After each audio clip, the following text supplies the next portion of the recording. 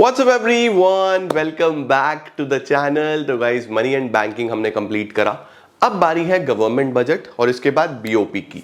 तो चलिए जल्दी जल्दी से रिवाइज करते हैं गवर्नमेंट बजट, बीओपी को भी, और इसके साथ साथ हमारा मैक्रो इकोनॉमिक्स का भी ऑलमोस्ट सारा ही कंप्लीशन हो जाएगा। फॉरेन एक्सचेंज रह जाएगा, उसकी बारी आएगी कल। बट आज आपको ये तीनों ही चैप्टर्स, आई नो होली है बट इसीलिए मैंने छोटे छोटे चैप्टर्स रखे थे। तो money banking, government budget and BOP, ये अच्छे तरीके से आज कंप्लीट करके ही सोना है। तो आइए जल्दी से शुरू करते हैं और इसको भी समाप्त करते हैं। Let's begin.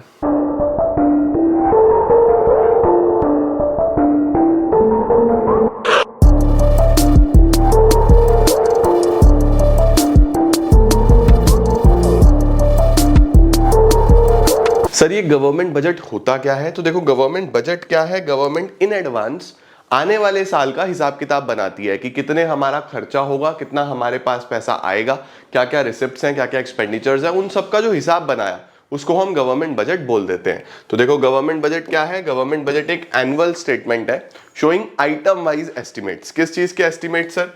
रिसिप्ट्स के और एक्सपेंडिचर्स के ड्यूरिंग अ फिस्कल ईयर। और फिस्कल ईयर 1 अप्रैल से शुरू होगा और 31 मार्च को खत्म हो जाएगा। ठीक है। उसके बाद कुछ पॉइंटर्स हैं बच्चों की। बजट सारी गवर्नमेंट बनाती हैं, सेंट्रल, स्टेट, लोकल गवर्नमेंट, लेकिन हमारे सिलेबस में सिर्फ यूनियन बजट है, सेंट्रल गवर्नमेंट का बजट है। इसके बाद बच्चों इसके अंदर एस्टिमेटेड एक्सपेंडिचर्स और एस्टिमेटेड रिसिप्ट्स आती हैं कि लगभग कितना खर्चा, लगभग कितनी इनकम सरकार को होगी। इसके बाद बजट जो है वो पार्लियामेंट में प्रेजेंट किया जाता है, जैसे प्रेसिडेंट बताए। नॉर्मली 1 फेब को बच्चों किया जाता है, 1 फेब को। उसके बाद पार्लियामेंट में अप्रूव होता है ये, और बजट जो है पूरी की पूरी फाइनेंशियल परफॉर्मेंस दिखाता है सरकार की। ठीक है बेटा। उसके बाद बजट जो है हमारे पास, उसके क्या क्या ऑब्जेक्टिव्स होते हैं, बजट क्या क्या सोच के बनाया जाता है। सबसे पहला इंपॉर्टेंट सवाल, एग्जाम में आने वाला सवाल, सावधान इंडिया सवाल, यहां से क्वेश्चन आएगा आपके एग्जाम में। तो अच्छे से सारे ऑब्जेक्टिव्स याद कर लेना। कौन कौन से ऑब्जेक्टिव है? सबसे पहला, reallocation of resources. Reallocation of resources में आप लिख के आओगे कि गवर्नमेंट बजट इस हिसाब से बनाता है कि गवर्नमेंट के इकोनॉमिक ऑब्जेक्टिव्स भी पूरे हो जाएं और सोशल ऑब्जेक्टिव्स भी पूरे हो जाएं, यानी समाज सेवा भी हो जाए और सरकार पैसा भी कमा ले। वो किस तरीके से करती है? वो उस तरीके से करती है कि एक तो डायरेक्टली गुड्स का प्रोडक्शन करती है कि जो भी सोशल वेलफेयर के लिए गुड्स है उनका प्रोडक्शन डायरेक्टली गवर्नमेंट कर दे। दूसरा, गवर्नमेंट क्या करती है, जो ऐसी चीजें हैं जो ह्यूमन के लिए नुकसानदायी हैं, चाहे वो अल्कोहल हो, चाहे वो सिगरेट्स हो, इन चीजों पे हैवी टैक्सेस लगाती है। अब हैवी टैक्सेस लगाने से क्या होता है? चीजें महंगी हो जाती हैं, तो हर कोई लेगा नहीं क्योंकि महंगी है, और जो लेगा उससे गवर्नमेंट को रेवेन्यू बहुत अच्छा जनरेट होगा, टैक्स बहुत अच्छा आएगा। तो गवर्नमेंट के हिसाब से दोनों ऑब्जेक्टिव्स पूरे हो जाते हैं। यहाँ पे हमारे सोशल वेलफेयर भी हो गया और पैसा भी कमा लिया। इसको बोलते हैं रीएलोकेशन ऑफ रिसोर्सेज। उसके बाद बजट बनाते हैं इनइक्वालिटीज को कम करने के लिए कि हमारे देश में रिच और पुअर के बीच का गैप कम हो। अब सर, ये गैप कैसे कम होता है? सपोज करो रिच यहाँ पे है, पुअर यहाँ पे है, ठीक है। इन पे रिच पे टैक्स लगाएंगे, इन पे ज्यादा टैक्स लगाएंगे ताकि इनकम कम हो सके, और उस टैक्स से इनको बेनिफिट देंगे, गरीबों को इनको बेनिफिट देंगे, तो ये ऊपर की तरफ जाएंगे। तो देखो गैप कम हो गया ना दोनों में। पहले इतना गैप था, अभी इतना हो गया। तो ये इनइक्वालिटीज को कम करने के लिए टैक्सेस इंपोज किए जाते हैं रिच पे और सब्सिडीज दी जाती हैं पुअर को। तीसरा बच्चों, इकोनॉमिक स्टेबिलिटी। इकोनॉमिक स्टेबिलिटी का मतलब अगर इकोनॉमी में बहुत ज्यादा इन्फ्लेशन है या बहुत ज्यादा डिफ्लेशन है तो उसको सही करने के लिए भी बजट बनाया जाता है। अगर इकोनॉमी में इन्फ्लेशन है तो फिर उस केस में मनी सप्लाई ज्यादा ना हो तो सरकार खर्चा कम करती है। तो सरकार कैसा बजट बनाती है? उस केस में सरप्लस बजट बनाती है कि भाई हमारे पास रिसिप्ट आनी चाहिए, खर्चा हम इतना नहीं करेंगे। और अगर डिफ्लेशन है, डिफ्लेशन का मतलब होता है कि कहीं ना कहीं इकोनॉमी में पैसा नहीं है, तो सरकार उस केस में खर्चा ज्यादा करती है ताकि पैसा पहुंचे। उसको डेफिसिट बजट भी बोलते हैं। तो ध्यान रखना, डी से डिफ्लेशन, डी से डेफिसिट बजट। उसके बाद बजट में यह भी ध्यान रखा जाता है कि जितनी भी पब्लिक एंटरप्राइजेज हैं उनका भी ध्यान रखा जाए। गवर्नमेंट कंपनीज को कितना फंड एलोकेट करना है, कैसे वो चलेंगी, उसका भी ध्यान रखा जाता है। इकोनॉमिक ग्रोथ पे फोकस किया जाता है कि बजट में इंफ्रास्ट्रक्चरल प्रोजेक्ट्स, डेवलपमेंट्स, प्रोडक्शन अलग अलग जगह पे, ताकि इकोनॉमी की ग्रोथ हो पाए। इसके बाद रिड्यूसिंग रीजनल डिस्पैरिटीज। बजट में यह भी देखा जाता है कि हर रीजन की इक्वल तरक्की हो। अगर किसी रीजन में डेवलपमेंट नहीं हो रहा तो वहां पे ज्यादा पैसा एलोकेट किया जाए, वहां पे ज्यादा डेवलपमेंट किया जाए। And last, employment generation. Budget में कोशिश करी जाती है कि गवर्नमेंट अलग अलग स्कीम्स के थ्रू एम्प्लॉयमेंट दे सके और direct as well as indirect way में लोगों को काम प्रोवाइड किया जा सके। ठीक है बच्चों। इसके बाद हमारे पास जो बजट है वो 2 तरीके का होता है, रेवेन्यू बजट, जिसके अंदर हम गवर्नमेंट के रेवेन्यू रिसिप्ट्स और रेवेन्यू एक्सपेंडिचर्स की बात करते हैं। एक होता है कैपिटल बजट, जिसके अंदर हम गवर्नमेंट के कैपिटल रिसिप्ट्स और कैपिटल एक्सपेंडिचर्स की बात करते हैं। ये क्या होते हैं, ये सब हम अभी आगे देखने वाले हैं। इसके बाद बजट रिसिप्ट्स क्या होता है बच्चों? बजट रिसिप्ट्स का मतलब होता है कि सरकार को टोटल हर सोर्स से कितना कितना पैसा मिलने वाला है। बजट रिसिप्ट्स का मतलब कि total estimated receipts of the government. अब वो कुछ टैक्स की फॉर्म में होती हैं, कुछ नॉन टैक्स की फॉर्म में होती हैं। जो सरकार ने टैक्स की फॉर्म में ली उसमें एक डायरेक्ट टैक्स, एक इनडायरेक्ट टैक्स। नॉन टैक्स में क्या क्या आता है? फीस है, फाइन्स है, पेनल्टीज है, गवर्नमेंट एस्टीट्स हैं, फॉरफीचर्स हैं, ये सब बच्चों हमारे पास नॉन टैक्स रिसिप्ट्स में आ जाती हैं। अब ये जो रिसिप्ट्स हैं ये रेवेन्यू रिसिप्ट्स और कैपिटल रिसिप्ट्स में अलग अलग क्लासिफाई करी जाती हैं। सर पहचानेंगे कैसे कौन सी रेवेन्यू कौन सी कैपिटल? तो देखो बहुत आसान है। सबसे पहले आप रिसिप्ट्स का बेसिक नेचर ध्यान रखना। रिसिप्ट का बेसिक नेचर क्या है? कभी भी गवर्नमेंट को रिसिप्ट कब होगी, इनफ्लो कब होगा, पैसा कब आएगा?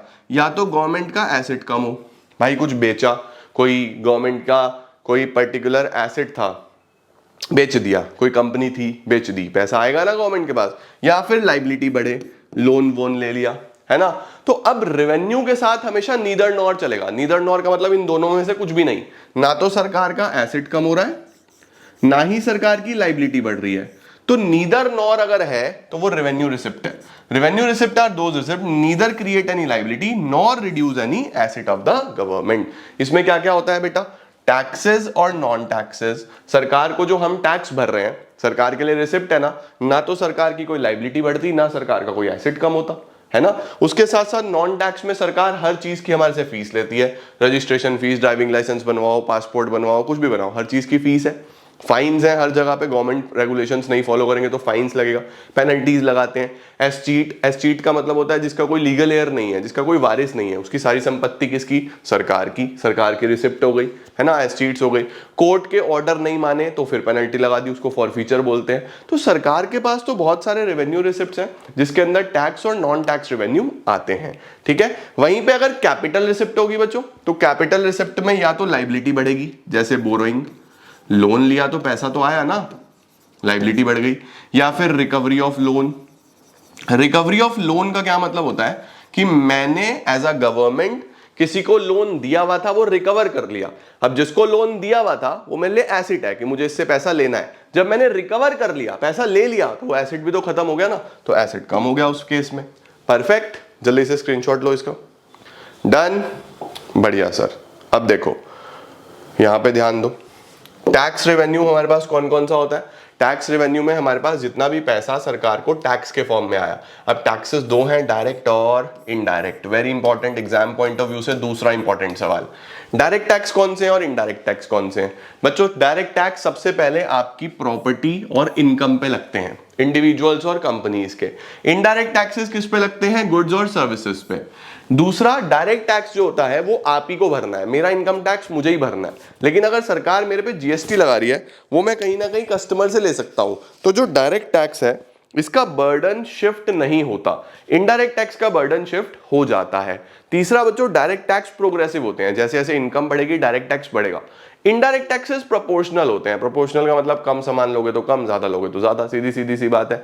डायरेक्ट टैक्स का जो स्कोप है वो लिमिटेड है, सब लोग इनकम टैक्स नहीं भरते। इनडायरेक्ट का तो बहुत बड़ा स्कोप है, हर घर में आप एक रुपए की टॉफी भी खरीदोगे वो भी इंक्लूसिव ऑफ टैक्सेस है, उसमें भी आपने टैक्स भरा, तो इसका वाइड कवरेज है इनडायरेक्ट टैक्स का। ठीक हो गया, फिर एग्जांपल लिख देना, डायरेक्ट टैक्स में income tax, wealth tax, indirect tax में जीएसटी आ जाएगा। ठीक है, ये हमारी टैक्स रिसिप्ट्स हो गई। नॉन टैक्स में मैंने आपको बता ही दिया था, interest, profit, dividend, fees, fines, penalties, escheats, ये सब सरकार की नॉन टैक्स रिसिप्ट्स होती हैं। अब कैपिटल आ गई। कैपिटल कौन सी है? जिसमें या तो लाइबिलिटी बढ़ेगी या एसेट कम होगा, है ना। Those receipts that either create a liability, जैसे बोरोइंग, या एसेट कम होगा जैसे डिसइन्वेस्टमेंट, रिकवरी ऑफ लोन, ये इसमें आ जाती हैं बच्चों। ठीक हो गया। इसके बाद खर्चों की बात करते हैं। ये तो गवर्नमेंट की रिसिप्ट्स हो गई, रेवेन्यू और कैपिटल। अब एक्सपेंडिचर्स की बात करते हैं, जो सरकार खर्चा करता है। देखो बच्चे, खर्चे भी दो तरीके के, कौन कौन से? रेवेन्यू और कैपिटल। अब खर्चे का क्या नेचर है? एक्सपेंडिचर का नेचर है जब आप पैसा खर्च करते हो या तो एसेट बनता है या लाइबिलिटी कम होती है, या तो एसेट बनेगा या लाइबिलिटी कम होगी। अब सर ये एसेट कैसे बन रहा है? जैसे फॉर एग्जांपल गवर्नमेंट ने कोई लैंड बिल्डिंग खरीद ली, कोई गवर्नमेंट ने स्कूल बनाया, हॉस्पिटल बनाया, एसेट बन रहा है ना, जेब से पैसा जा रहा है लेकिन एसेट बन रहा है। तो फिर से वही है, अगर नीदर नॉर है, रेवेन्यू के साथ है neither nor, neither nor, capital के साथ फिर से ईदर और, नीदर नॉर का मतलब खर्चा भी हो गया और इन दोनों में से कुछ भी नहीं हुआ, ना तो एसेट बना ना लाइबिलिटी कम हुई। सर वो कैसे? सैलरी देती है जो गवर्नमेंट अपने एम्प्लॉइज को, ना तो एसेट बनता ना लाइबिलिटी कम होती, लेकिन फिर भी एक्सपेंडिचर तो है, तो रेवेन्यू एक्सपेंडिचर। रिपेयर मेंटेनेंस कराना है, कुछ खराब हो गया गवर्नमेंट ऑफिसेज में, वो सब खर्चा तो हो रहा है ना एसेट बन रहा ना लाइबिलिटी कम हो रही, रेवेन्यू एक्सपेंडिचर। दूसरी बात, रेवेन्यू रेकरिंग होते हैं बच्चों, बार बार होने वाले होते हैं, कैपिटल कभी कभी होने वाले होते हैं, समझ गए? तो देखो रेवेन्यू कौन सा है जिससे ना तो एसेट बनेगा ना लाइबिलिटी कम होगी, कैपिटल कौन सा है जिससे या तो एसेट बनेगा जैसे कंस्ट्रक्शन ऑफ स्कूल बिल्डिंग, या फिर लाइबिलिटी कम हो जाएगी जैसे कि रीपेमेंट ऑफ लोन। परफेक्ट है बच्चों। उसके बाद कैपिटल रिसिप्ट्स कौन कौन सी होती हैं हमने देख ली थी, borrowing, recovery of loan, other receipts. फिर बजट तीन तरीके का होता है, balanced budget, surplus budget, deficit budget. Balanced budget किसको बोलते हैं बच्चों? बैलेंस्ड बजट हम बोलते हैं जब दोनों साइड्स बराबर हो, यानी जितना खर्चा उतनी कमाई। सरप्लस कब बोलते हैं? जब कमाई ज्यादा हो, receipts are more than expenditures. Deficit budget कब बोलते हैं? जब खर्चा ज्यादा हो, expenditures are more than receipts.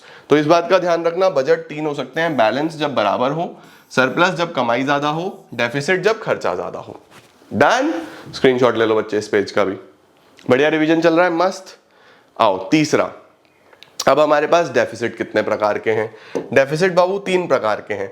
Revenue deficit, जिसमें हम सिर्फ रेवेन्यू वाला पार्ट लेते हैं, यानी कि रेवेन्यू एक्सपेंडिचर ज्यादा है रेवेन्यू रिसिप्ट से, ये फॉर्मूला भी याद रखना। फिस्कल में हम टोटल ले लेते हैं, यानी कि टोटल एक्सपेंडिचर ज्यादा है किससे? टोटल रिसिप्ट से।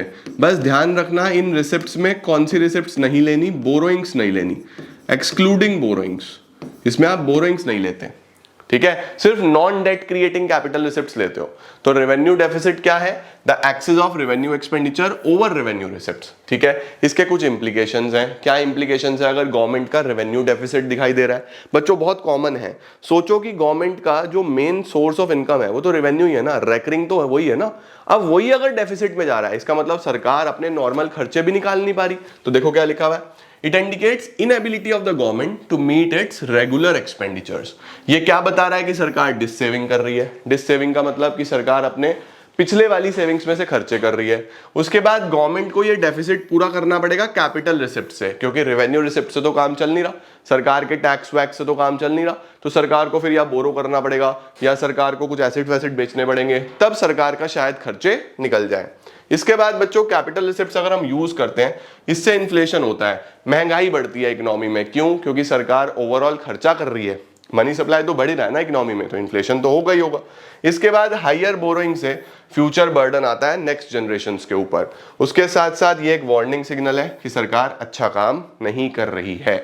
सर इसको ठीक कैसे करा जाए? इसको ठीक करने के लिए बेटा या तो रिसिप्ट बढ़ानी पड़ती है, ये भी क्वेश्चन आ जाता है, तो हम बोलेंगे या तो रिसिप्ट बढ़ाओ या एक्सपेंडिचर्स को कम करो, ठीक है? फिस्कल डेफिसिट क्या है? जब टोटल एक्सपेंडिचर ही ज्यादा आ जाए, यानी कि revenue expenditure plus capital expenditure, ये ज्यादा है किससे? Revenue receipt plus capital receipt से। बस कैपिटल रिसिप्ट कौन सी लेना? नॉन डेट क्रिएटिंग, कर्जे वाली नहीं लेना, बोरोइंग नहीं लेना बच्चे। देखो, it refers to excess of total expenditure over total receipts excluding borrowing during a given fiscal year. इसके क्या इंप्लीकेशंस हैं? कर्जा, अब हमारे पास है ही नहीं रिसिप्ट्स, तो हमें दूसरी कंट्रीज पे डिपेंडेंट होना पड़ेगा, कर्जा। महंगाई, फिर से इन्फ्लेशन, गवर्नमेंट इतना खर्चा कर रही है, मनी सप्लाई बढ़ेगा, इन्फ्लेशन होगा। फॉरेन डिपेंडेंस, हम बाहर के देशों पे डिपेंडेंट हो जाएंगे, और फ्यूचर ग्रोथ हैम्पर होती है। प्राइमरी डेफिसिट क्या बताता है? प्राइमरी डेफिसिट ये बताता है बच्चों कि जितना आपने बोरो करा, देखो फिस्कल डेफिसिट जब हो जाता है ना, तो सरकार के पास कोई भी ऑप्शन नहीं बचता अदर देन बोरोइंग, या तो बोरो करो या नए नोट छापो। डेफिसिट फाइनेंसिंग भी एक ऑप्शन है। डेफिसिट फाइनेंसिंग इसलिए नहीं करते क्योंकि जैसे आपको बैंक से लोन लेने हैं तो आपको कुछ ना कुछ कोलेटरल रखना पड़ता है ना। सिमिलरली अगर हमें नोट छापने हैं तो उतनी की ही सिक्योरिटी रखनी पड़ती है आरबीआई को, यानी उतने की ही रिजर्व्स रखने पड़ते हैं। तो अब इतने रिजर्व्स कहां से लाएंगे? तो नए नोट नहीं छापते बेटा, अदरवाइज आरबीआई जितने मर्जी नोट छाप ले, है ना। तो ऐसा नहीं है, नए नोट नहीं छापते। यूजुअली क्या करते हैं? बोरो करते हैं।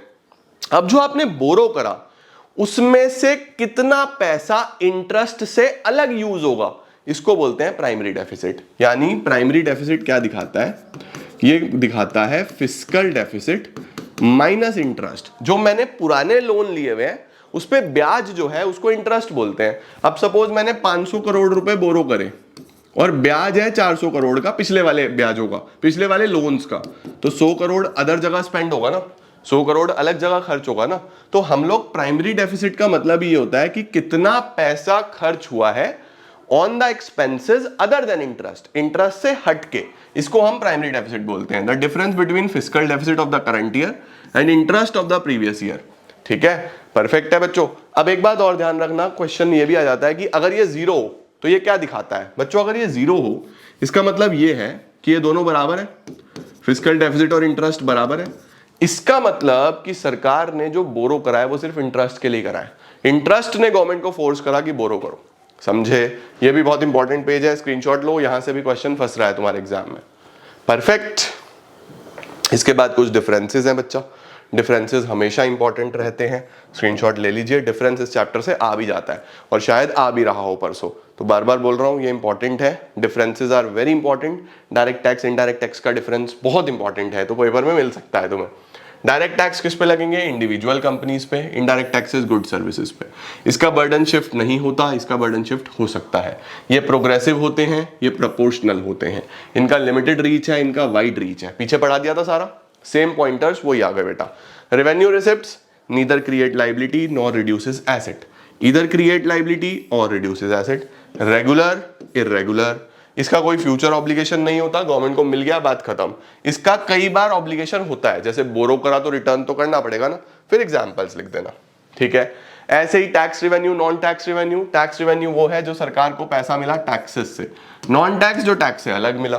ठीक है, टैक्स कंपलसरी होता है जनता के लिए, नॉन टैक्स कंपलसरी नहीं होता। ठीक है, आप कोई सर्विस लोगे तो ही, है ना भाई, ड्राइविंग लाइसेंस बनवाऊंगा तो ही पे करनी है फीस, नहीं तो नहीं करनी है। बेनिफिट, इसका कोई डायरेक्ट बेनिफिट नहीं है, इसके बदले में सरकार आपको बेनिफिट्स देती है। ठीक है, examples income tax, corporate tax, GST, इधर interest, profit, dividend, fees. Expenditures की अगर हम बात करें तो फिर से रेवेन्यू के साथ neither create asset nor reduce liability, either create asset और रिड्यूस लाइबिलिटी। ये नॉर्मल रनिंग के लिए करा जाता है, सरकार के डिपार्टमेंट्स चलाने के लिए, सैलरी देना, रिपेयर मेंटेनेंस, साफ सफाई, कर्मचारियों को पैसे देना, ये सब रेवेन्यू एक्सपेंडिचर है। कैपिटल एक्सपेंडिचर मेनली एसेट खरीदने के लिए किया जाता है, ये रेकरिंग या रेगुलर, ये नॉन रेकरिंग या इररेगुलर। फिर एग्जांपल्स आ गए। डन, स्क्रीनशॉट लो बच्चों, वेरी इंपॉर्टेंट। देन हमारे पास कुछ छोटे छोटे डिफरेंसेस और हैं, जैसे कि fiscal deficit, revenue deficit, primary deficit, fiscal deficit. Fiscal deficit का मतलब आ गया आपके पास total expenditure minus total receipts. Revenue क्या है? Revenue expenditure minus revenue receipts. Fiscal बताता है कि कितना सरकार को टोटल बोरो करना पड़ेगा। रेवेन्यू बताता है कि सरकार की इनएबिलिटी है कि वो रेगुलर खर्चे भी पूरे नहीं कर सकती।